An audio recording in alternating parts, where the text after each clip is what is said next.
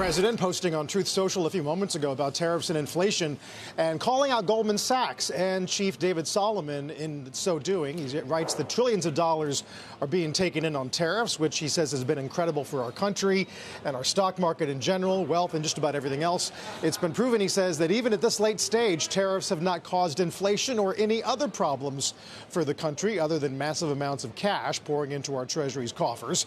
Also, it's been shown, he says, that for the most part, consumers aren't even paying these tariffs. It's mostly companies and governments, many of them foreign, picking up the tabs.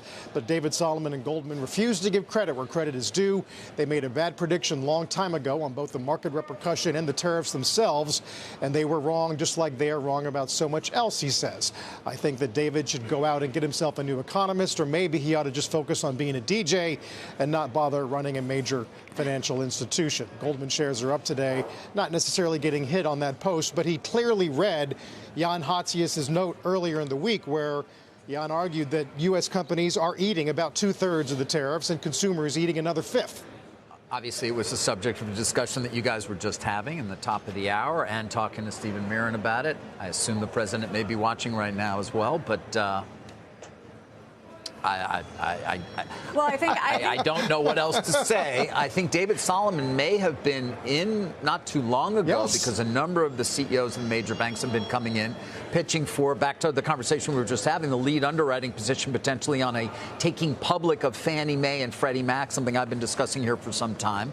It could be a while until that offering actually occurs, but it's interesting to think that they were in each other's company not long ago. I think also, the president is pretty clear. He's calling out Jan Hatzius, the chief economist of Goldman Sachs, even though he's calling out his boss, David Solomon, because the research, what they write in terms of the research economy is different than what, you get from the heads of the bank. But he's just putting pressure, obviously, on the CEO because he doesn't like what's coming out from the economists. On Friday it was about Intel's CEO not being suitable or being conflicted. Yes. Now he's met with him.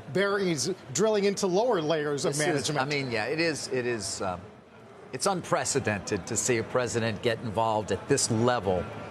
But this is where the president's interests are to a certain extent, in the financial markets, in the stock market as well as we know. We know that he cares about those things. And but I would also just say that, a lot of the economists were wrong about how the tariffs would impact inflation and the economy. I mean, in April, when the market was plunging, it was doom and gloom. It was put up recession forecast. It was put up inflation forecast.